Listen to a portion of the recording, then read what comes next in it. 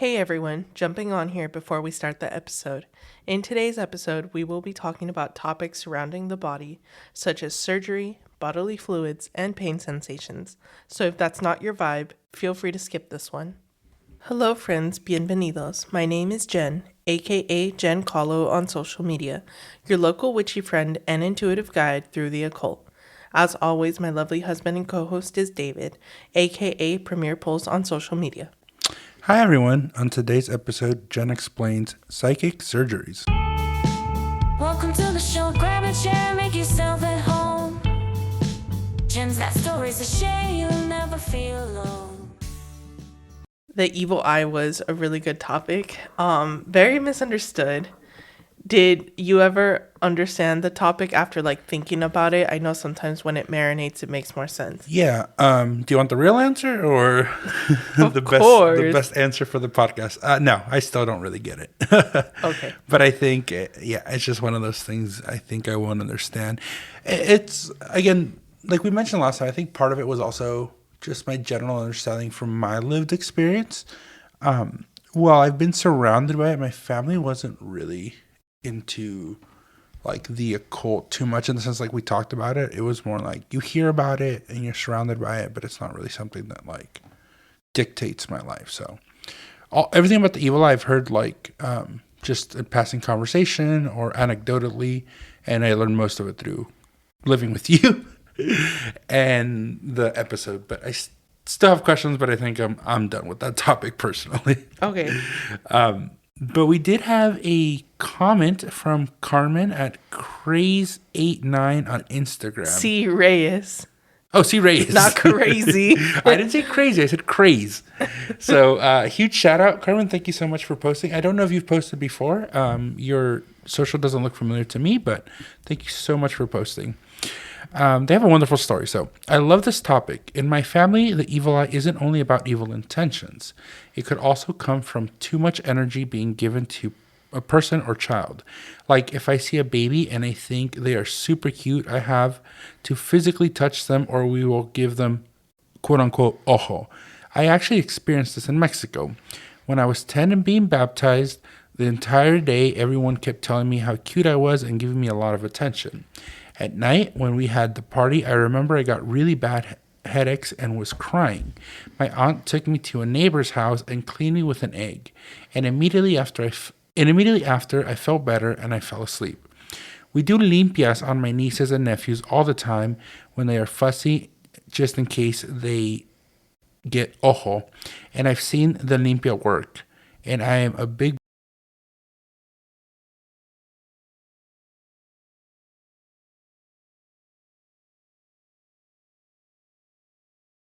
believer in them. I just want to add that Jenna is the best. She's actually the reason I found your podcast. So Jenna, thank you so much for the recommendations.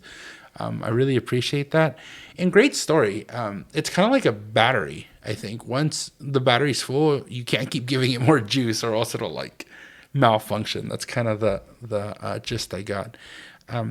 What I do like though is we talked last time. I think with the ojo, it's not necessarily bad intention all the time. It's just an overabundance of energy. Mm-hmm. And in Carmen's story here, I think that's a great example of there is no malintention there, right? But a lot of attention and a lot of quote unquote energy given to a child it can be a lot. Now, on the scientific basis, in our culture, for whatever reason, little kids' parties are an excuse to turn up with the aunts, the uncles, the primos. So you'll go to a 1-year-old party and there's more beer than toys. So my thought process is a 1-year-old can't handle all that commotion and energy, and they're put to bed in the chair outside. A 1-year-old party in a Latino household can be a little bit different than a 1-year-old party in any other household. So I don't think it'd be the evil eye, but I do think it's just a lot for a baby. We recently went to a baby shower. The turn up was crazy. But that's what's beautiful about our culture. It's fun, it's loud, it's rambunctious, but there's a lot of community and involvement. They busted out the Blackberry Crown Royale. It's actually really good. It was great. Yeah, it was really good. Mercy at Mercy094 on Instagram. Hi, Mercy. I really appreciate David's confusion on this episode. I really appreciate it too, because like you and I aren't infallible, you know, we're not the end all. So I think it's nice when we maybe don't grasp a concept and we can live with that. Because I was also confused and I benefited from the extra explanation by Jen. Now that I have a greater understanding of evil eye, I'm ready to purchase a spiritual gun for my home. All right, let us know what you get, Mercy. Question. So this is a follow-up question for the last episode, so we'll answer it now. If someone has evil eye placed on them, how long does it stay on that individual? I don't think there's a trial period, right?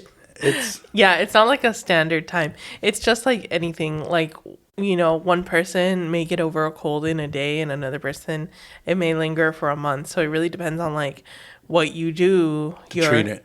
Yeah, your spiritual protection, like how resistant you are to that type of stuff, how strong it was from the other person. Like there are a lot of variables. It just depends. And like Genesis said last time, like if you feel that maybe you have received the evil eye, you know, consult with your spiritual guide. In this case, if you want it to be Genesis, reach out to her. Shameless plug. But no, I mean, there's ways to kind of see, you know, where you're at according to the podcast episode last week. I just say kind of live your life with best intentions and you should be okay. But no, great question.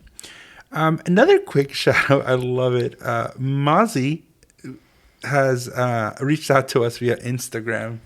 And she went out and bought a bunch of Liquid Death, which we've made several recommendations on the podcast for that drink. It's one of our favorite drinks. So I just thought it was really cool. She's like, keep influencing me.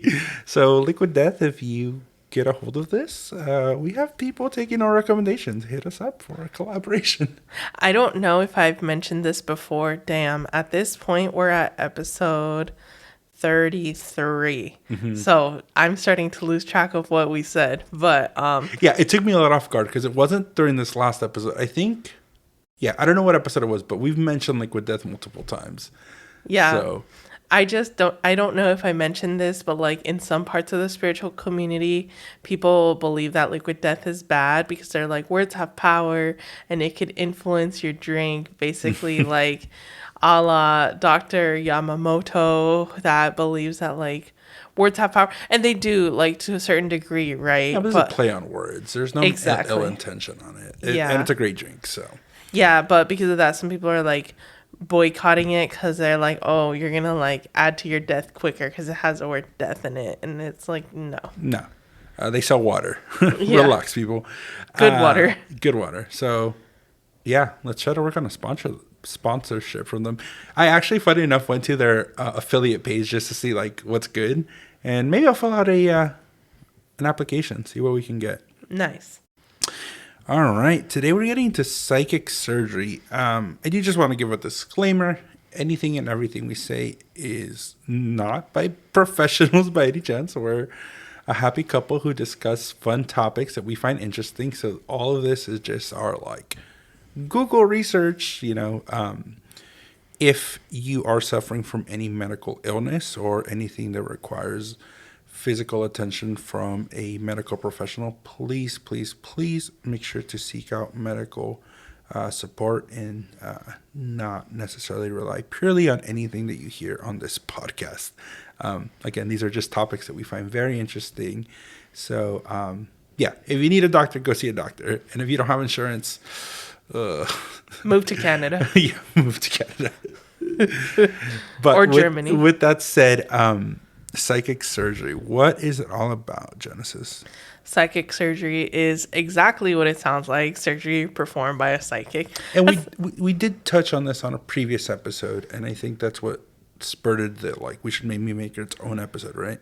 Yeah, Crystal Ann, which is Waxy Aesthetics on Instagram, wanted us to talk about this a little more. Mm-hmm. So, and side note, if there are any topics that you want us to mention, June is coming up and we still haven't finalized the topic. So if you want us to talk about something specific, definitely let us know. Yeah, I've noted. So, again, for anybody who's a new listener or hasn't listened, we actually have a plethora of episode topics that we have ready to talk about, but we keep getting suggestions. So we are knocking those out. So if you have a suggestion, that'll go to the top of the line. But right now we have like a catalog of what, at least for the next, we'll finish out the year and maybe a little bit of middle of next year worth of topics. Yeah. But if you have something you want to hear, let us know and it'll shoot it to the top. Yeah, we will not run out of topics. Yeah. But if there's one that you want to hear first, definitely let us know. But anyway, freaking petrifying, in my opinion, to get surgery intuitively. It's a common scam in countries without standardized medicine. That's where people can get away with it the most. I know that like people do some like underground medical stuff here, like veneers by, Tasha down the street, and like Or that's not good because Botox parties. Yeah, well, no, Botox parties are usually legit, but sometimes they're like they have to be licensed for. Well, they don't have to. No, they don't have to, because you hear about like there's scary stories of like people using cement fillers or like, well, Botox is the botulism bacteria. So if you're actually not certified to do it, you can cause a lot of damage. This is true, actually. Yeah, never mind. Anyway, but yeah, but straight up like cutting someone open, like, yeah, that's more like in other countries. If someone was performing surgeries in their backyard, I feel like that would get swooped up real quick. But anyway, so these scammers pose as someone with divine intuition who can do a better job than medical doctors and actually heal someone. Obviously, I know I'm a mystic, but this is too... There's hard lines for you. This is a hard line. Yeah.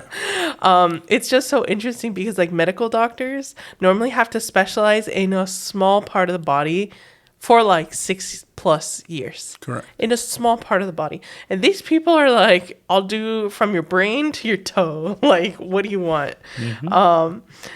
People that, have claimed to do psychic surgery have been caught using organs of small animals to show that they removed like a bad mass from a person, or go as far as like actually not cutting someone but saying they did, or even claiming like I pulled it out of you like in the astral or like in a way that you can't see. Like another realm. Yeah. They hit you with the trust me, bro, you're good. Pretty much. I don't know if y'all have seen Saw X, but that's basically like the premise of how he starts going wild again. It's really good. Yeah. I think if you have the time to watch that movie and it doesn't totally creep you or gore you out, that movie is a great example of what like a psychic surgery can be. In this case, though, they didn't, spoiler alerts, in this case, they didn't like claim to be like a metaphysical thing. They just told them like, hey, we did the surgery and it's good. Like they were posing as medical professionals, but they really didn't do anything. Yeah. There, they just claimed to be a doctor and they weren't. Versus this, it's like, I'm a psychic healer. I get my intuition from a divine source. Therefore, I know how to do this. Yeah. But yeah, my big concerns are like diseases, permanent damage, Infection, sepsis. or just delaying the care that you need. A lot of this, I'm sure it still goes on, but like some of the more famous ones were before the AIDS epidemic. So before HIV, there's still a lot of stuff you could do. A lot of bloodborne diseases out Yeah, there. Yeah, exactly. But even if someone doesn't know what procedure they need specifically, or even if they feel well, the scammer may still say, like, I need to remove an evil mass from you. Correct. And just the shock factor of, like, the smell, seeing, like, a tiny mass, maybe, like, they might use like a needle to like prick them, but just like if it's in an area with a lot of like nerve endings, it feels like more horrible than it is, and they feel like they're being cut up, but really they're just being like poked. Like, I don't know, there's a lot that can like trick the senses. Yeah. Okay, so I just want to do like a quick summary before we go into like what it is. So basically, psychic surgery is just the idea of a spiritual / metaphysical practitioner who is not a physician or has a medical background performing either invasive surgery or perceived invasive surgery on a patient to help better their ailment. Yeah. Okay. Did I got that correct? Yes. Okay. Yes. I haven't heard of like any renowned person doing that now. But when I was doing like my research on, a lot of the research I did was in Spanish, just because of a famous case study. But I saw on YouTube some people being like, oh, I know like esta señora in this part of Mexico, and like I swear by her. So it still happens, but there's not like a famous one person that we know of right now. Well, and that's the interesting part about like the medical and the scientific community. Like, I think today in the year, the year of our Lord 2024, at this point we have a better general understanding of biology, anatomy, susceptibility to diseases, but it started somewhere, right? So unfortunately, like, there is basis to the background of medicine, of like exploratory surgeries. And even nowadays, even with all our imaging, EKGs, MRIs, x-rays, like, I don't know how common it is, and my base knowledge is watching House, but like there are times where if there's no answers, I think the medical community can still say like, hey, unfortunately, like our best shot is an exploratory surgery. We don't know what we're going to find, but I don't know. Actually, I don't know how common that is. Do you think any of our listeners are medical professionals? Maybe. Oh, I don't know who listens. We probably should have researched it, but I think exploratory surgeries are still part of the like medical community. But from my understanding, they only do a specific area. They're not just like, let's cut you open from like throat to pelvis. Correct. Open up. House would cut you open, throat to pelvis. But yes, no, it's very specialized. Another one that's a little like on that basis is like neurological surgery, because we still don't really understand the brain that well. Mm-hmm. When you have open, I know we probably should have put a trigger warning. We might go back and put a trigger warning on this episode.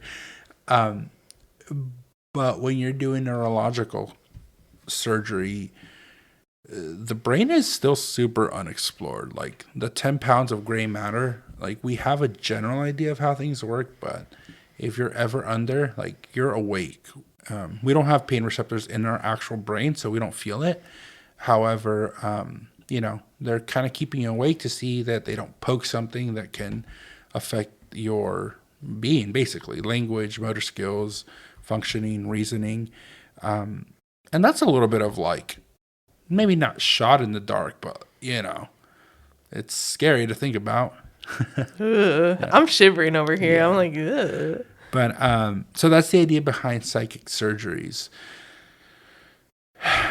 Yeah, like I mentioned, take your ailments to the real professionals.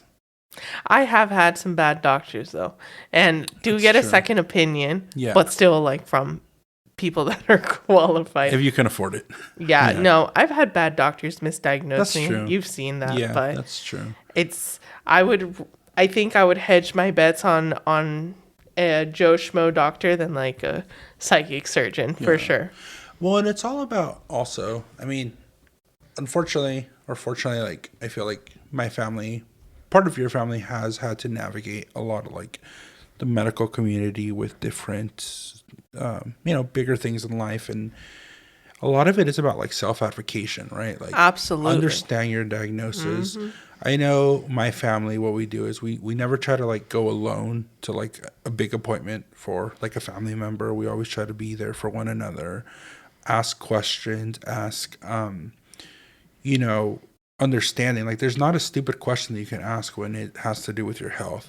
I even go as far as like, hey, I'm going to record this if that's okay. I've never had a doctor say like, no, but I need it for my own like edification later on.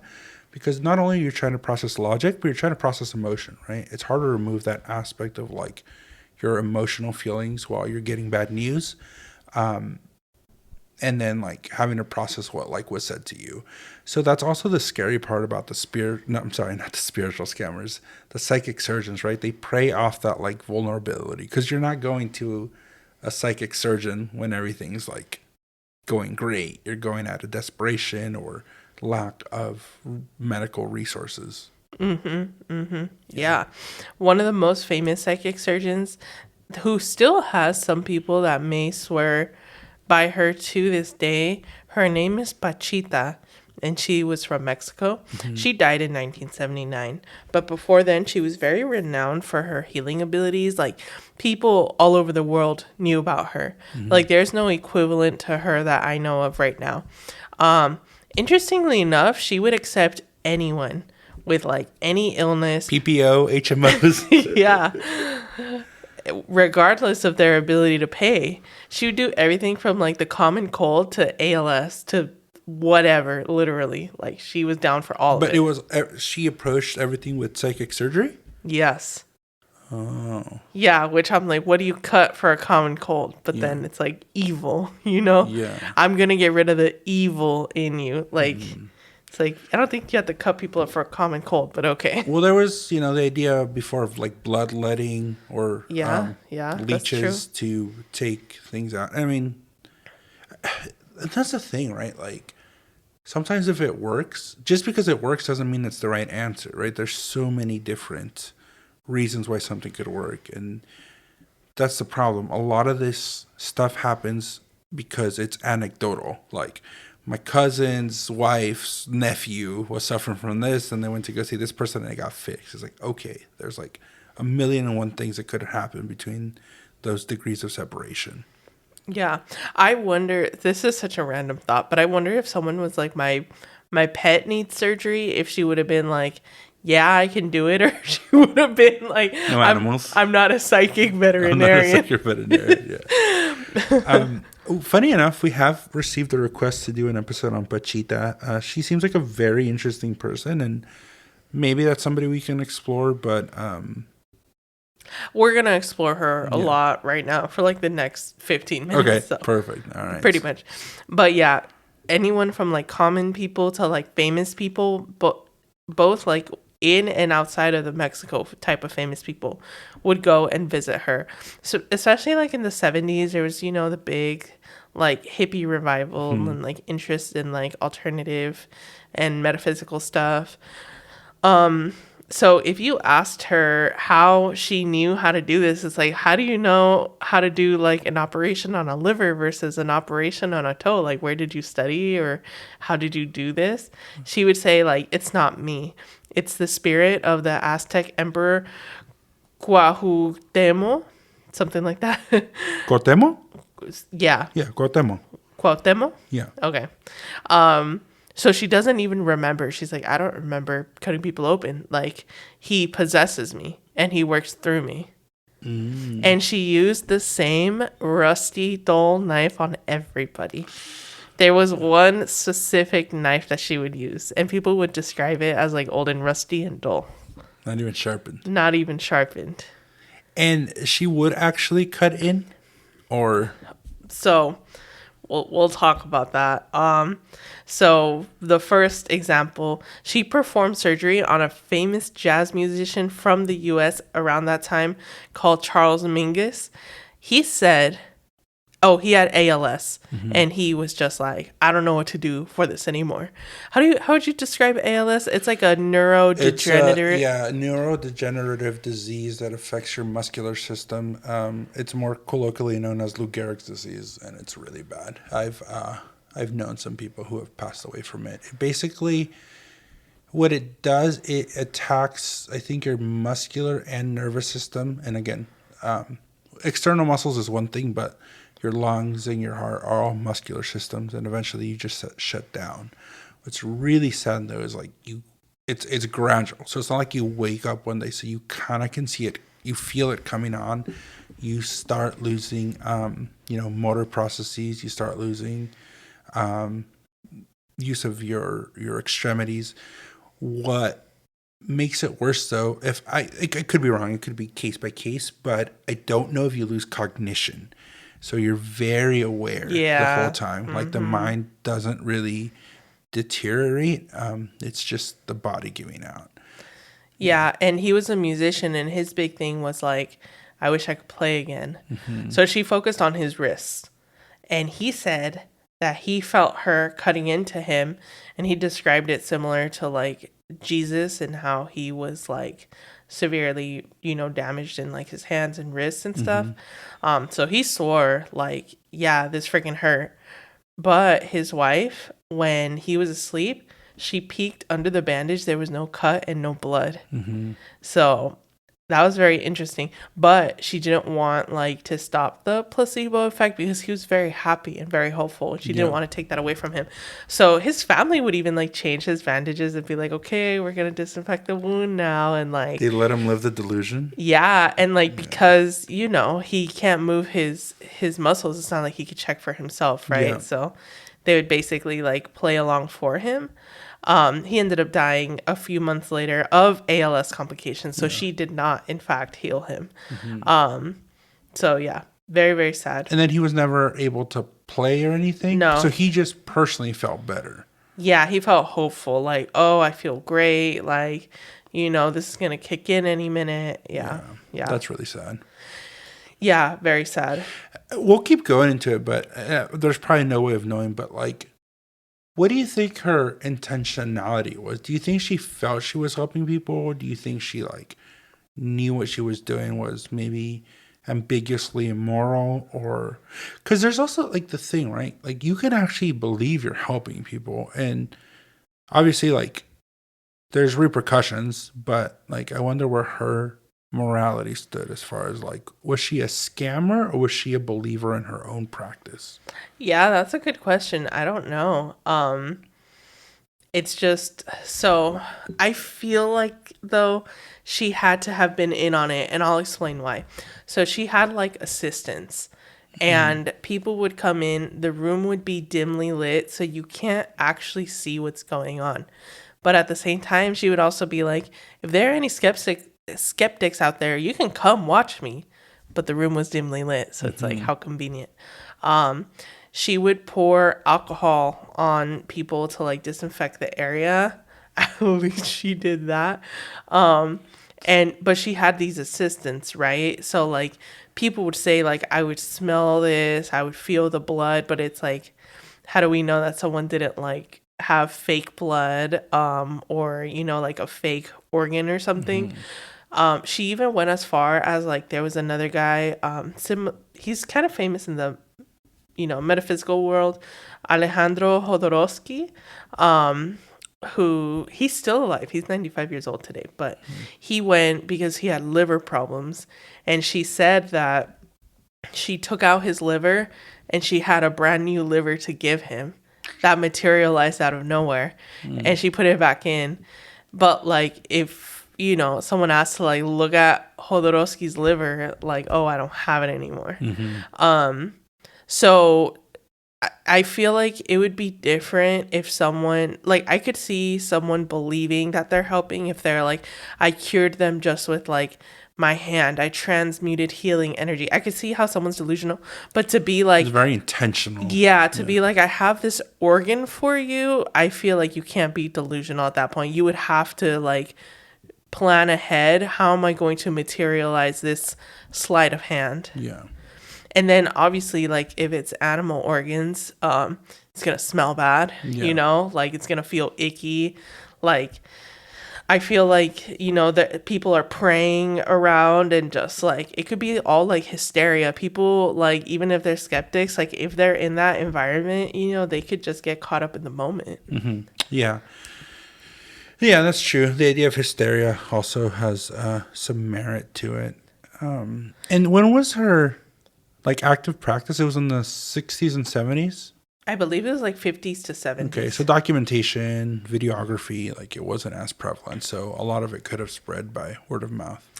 Yeah, Jodorowsky wrote a book on her. Interestingly enough, Jodorowsky even admitted, like, even if she didn't physically heal me, I felt better. and like that's what counts at the end of the And day. that's true. I mean, it's irrefutable that there is a such thing as the placebo effect. I mean, that's kind of what I'll use as my example as well. But yeah, I don't know. It's a lot to process when you're going through all that. Interestingly enough, I was reading up on her a few months ago when someone suggested looking her up, and I can't find the article anymore. But I read an article about a person who was a skeptic, but they had like constant like earaches and like hearing problems. And they were just like, I think they were also a journalist, and they were like, I have nothing to lose. This is a great opportunity. Let me just go for the lulz. And they went to her. Yeah. And she cut like their ear, like, I don't know what it's called, but like the side of the ear. Yeah. And they felt like a sharp pain. And then for weeks, they felt like a high pitched ringing, but then it went away, and the earaches also went away. And they were like, I can't explain it. I didn't have a scar, but the problem went away. Yeah. And like, that's what counts. So I think that was probably also a placebo effect one. Another disturbing account was that someone was like, I'm good. I'm feeling better. I don't want to do this anymore. And she didn't let them leave. They're like, there's still more to be done. Yeah. She was basically like, I can get your liver from your abdomen, or I can cut you from the neck down and get your abdomen that way. Jeez. Or your liver that way. Basically, like, are we going to do this the easy way or the hard way? But then, like, when they came back to her, she was like, oh, that wasn't me. That was, that was the dude? Yeah, that was Cotemo? Yeah, that was him. Are there any, like, recorded interviews with her? Audio, video? It'd be interesting to research. They did have videos they did have TV by that time. They have a lot of pictures of her. I don't know if they like recorded her. I was really trying to find it, and I couldn't find anything more than like pictures. Listeners out there, if you ever heard of her, let us know. As the community grows, it's really interesting to see what like some people are like, oh, I know about this, or I know about that. So, love to hear your feedback. And then she had like so she had her, for a lack of a better word, operating room. And then she had like a healing like room waiting area, sort of like an ICU, like a post-op. There we go, that's the word I'm looking for. She had a post-op with like a bunch of people. And they had to lay still for anywhere from like 30 minutes to a few hours depending on what she recommended. What city was she based on? DF? I want to say it was either Culiacan or Cuernavaca. Oh, okay. It's one of the C's. Got it. Okay. Super interesting. Yeah, I think that's the most famous spiritual or psychic surgeon that we came across. Any personal examples with you of times that you've seeked out or have involuntarily been exposed to medical procedures? The closest thing I could think of like a trust me bro was I needed some vaccines in Mexico, and my family was like, oh, your tia could just vaccinate you. And I was like, what the hell? I'm like, she's not a doctor. Like, she doesn't. They're like, oh, she knows, it's fine. I'm like, no, dude. I do have one cousin that's a nurse. I would have let her vaccinate me. But like beyond that, I'm like, no. I know, we heal ourselves with the huevo. Oh, that needs to be one of our topics. We keep bringing it up, and we keep saying we're going to do an episode. So maybe that'll be a June topic. On what? The huevos, the eggs. Oh, the egg cleanses? Because I still don't know what it is. Okay. And I have enough people we can go to. You don't know what it is? And your grandma does them? Yeah, I just don't understand the concept. Because, like, so you rub the egg, but then, like, you're supposed to read it. The peaks, the valleys, everything. Yes. Do you know what they mean? Yeah, they're ojo. You can count how much ojo is there. I think there's more to it, though. You can also see, like, the faces of the people and, like, other stuff, but... Definitely worth an episode, I think. Yeah, so. Anyway. Cool. Examples, I don't have any, like, psychic surgery examples, but this last weekend, your boy ended up in the emergency room. When we started dating, he told me, tell the story. Like clockwork, I will end up in the ER once a year. Yeah. And I was like, oh, no way. And I think I told you this like month 1 or 2. Like I think you told me like the second date or the first date. Very early on in like the relationship. very early on. Just a heads up, I go to the ER quite a bit. And yeah, I've kept true to my promise. Yes. So, I didn't have any psychic surgeries, thank goodness. Shout out to our local hospital. I think they did a great job. But your boy got gout. For those of you who are not familiar with gout, it is a buildup of something called uric acid. And what that does, that uric acid can build up in the joints and crystallize. So when they crystallize, they form microscopic crystals that basically when you move the joint, it like scrapes up the joint and cuts it up.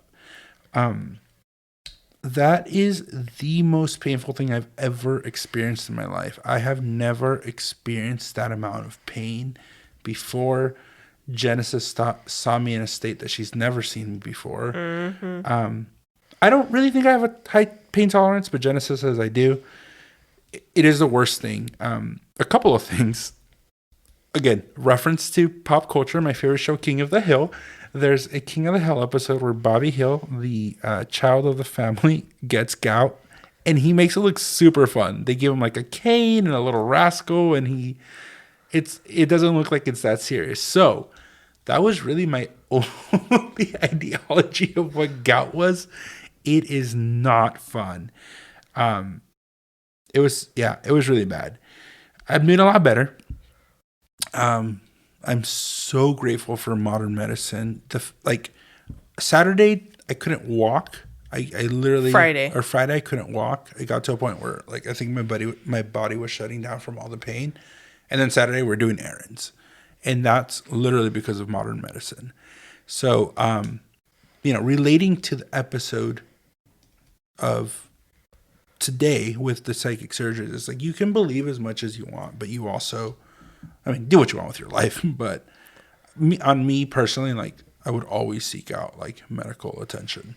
However, I will say with the amount of pain that I went through, I can see where you get to a point of desperation. Like luckily I was in the ER. I knew like things logically were going to be okay.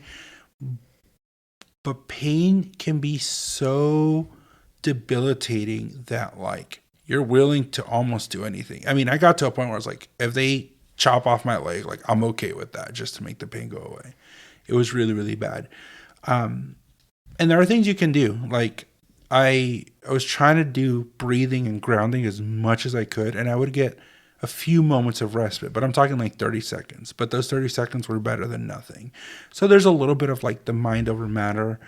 But yeah, it was really bad. Even the nurse was like, it's one of the most painful things you can experience. So I see why people do seek out treatments. People who live with chronic pain, like luckily for me, it was very acute. But like if I had chronic pain and there was no solution, you try to find what's going to make you feel better. So nothing against the people who seek out these types of treatments of like psychic surgeries. But I think that's where the problem of morality comes in, right? Like as someone who just experienced tremendous pain, like I can see, how trying to find anything to make things better, like I would go through any lengths. So it's just unfortunate that there's people that prey on that vulnerability. Yeah. Like if someone was like, can you diagnose me with tarot? I'd be, no. Exactly. Yeah. Exactly. Yeah. So yeah, if you have gout, let me know. If it was as painful as it was for you, I'd be really interested. What's crazy about gout, it affects like older people, and it's nicknamed the rich man's disease. And I was like, I wish I had a little bit of money to go along with the diagnosis, because all I got was the pain. But yeah. All right. We do have some questions from Mercy. Thank you so much, Mercy, for always blessing us with your questions and participation. She says, how do practitioners explain their ability to perform these surgeries without causing physical harm? Well, they don't. I think they don't. I think like what we said, they hit you with the trust me, I know what I'm doing. You need to have faith. You need to have belief, and take it or leave it. Right? Yeah, it's like I'm the chosen one. I just know because I was blessed with this gift. Mm-hmm, yeah. Mm-hmm. And then that's the thing. They could be causing physical harm. Absolutely. It's not, and I don't think they guarantee that they won't. I think I mean, that's also true with real medicine. It's like they make you sign a lot of waivers. Like, do you consent to treatment? Do you consent to this? Know that this is the worst case scenario. Obviously, because there's lawsuits and malpractice insurance, so they have to cover their bases. But it's the same with these people. I don't think they're saying like, hey, you're going to be okay. They're saying, I'm going to fix you, but don't hold me to any regard, right? Yeah. And then the second question, why do you think psychic surgery has attracted a following despite the lack of scientific evidence? Like David said, like at some point you just get so desperate. Yeah. And you have no other options, whether that's like there's no medicine around you, period, or like it's too expensive. Especially in this freaking country, medicine is so expensive. It is ridiculous. And it's also a lack of education, right? If you grew up in it and that's all you know, then that's where you're going to turn to, right? Yeah. You may not have been exposed to understanding what, medical like necessity is. Yeah. And then what do you think the future holds for psychic surgery? Will it grow in popularity or fade away? I think we've plateaued on it. I think It's not going to get more popular. Yeah, I think that's something that's probably always going to be around. There's always going to be a charlatan. There's always going to be somebody preying on people. And again, I don't know how much of it happens here in the U.S., but like, again, colloquially, I know it through like the culture in like Mexico, and we've talked about this topic before, and I brought it up when I was growing up. There was like a show like that had like all the paranormal stuff, and it would show like the psychic surgeries. So I only know it through our culture, but I'm sure there's like others, right? Yeah. I think I've seen that it's big in like the Philippines and stuff too. Oh, over there too. Yeah. So as far as the future, I think we're okay with the information superhighway. You want to hope that people do a little more of their research, but Now that a lot more of us are connected and like can Google stuff easily. But then again, there are also like people that have the resources here that still believe some kind of interesting things. So yeah. I think what's also really sucky is like the vulnerability, kind of going a little bit back to the Manda episode. Like, you didn't really have any say about having to crawl on your knees, right? And like, I'm sure there's parents who maybe think they're doing their best for their kids, and like, to a certain extent, you can't blame them because like, they're probably like, yeah, this is what my kid needs. But the kid has no say or autonomy to say, hey, I don't want this done to me, or please don't like cut me open to take out like bad energy. But it kind of just goes back to, intention doesn't always like mean it's going to have a good outcome, right? absolutely. It's like that saying, the road to hell is paved with good intentions. Exactly. Yeah. And I think this is where it all starts. Like, the idea of healing somebody obviously comes from a noble place. It comes from the intention of making the body better. But God, it can go wrong so quickly. Absolutely. All right. Any last thoughts on this topic? Very interesting. Again, we are going to go back. I think at this point we do have to put a disclaimer on this. So, yeah. You'll hear it at the beginning of this episode. Trigger warning goods. We have some ideas for next month's we have some ideas for next month's topics. You can find them on Instagram, but there's a little bit of time. So, like Genesis said, if there's anything you're interested in, let us know, because we do need a little bit of time to research. But these last 2 episodes have been like listener suggested, right? Yeah. I also started a TikTok because now that it's Gemini season, I'm challenging myself to try to finally figure it out. I feel like such a boomer. I'm like, I don't know how to edit a video. ¿Cómo se le abre aquí en el face? Yeah, pretty much. ¿Cómo se hace esta cosa? Ay, que lo moví. But yeah, so my TikTok is also at Giancarlo, just like my Instagram, GENKAHLO, and tarotwithgenesis@gmail.com if you would rather get in touch by email. We're on the TikTok. Are we going to start doing dances and stuff with Lucy? You with Lucy, yes. By myself, heck no. Awesome. All right. Well, thank you everyone so much for listening. Remember, the magic within you makes the world a more beautiful place. Blessed be, and signing off. Bye, everyone.